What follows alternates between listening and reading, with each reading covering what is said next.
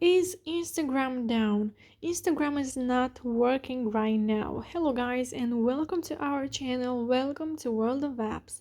So I know that many of you have problems with Instagram right now because I received a lot of messages from people who have issues right now with Instagram.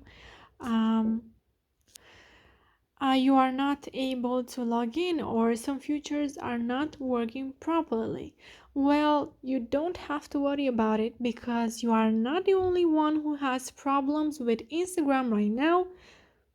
They will fix this as soon as possible, and if you want to try to fix it, you could restart your phone. This is the first method.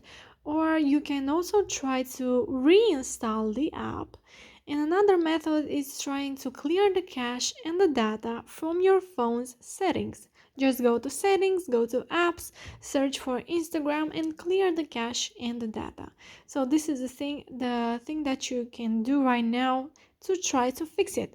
But as I said, you are not the only one who has trouble with Instagram right now.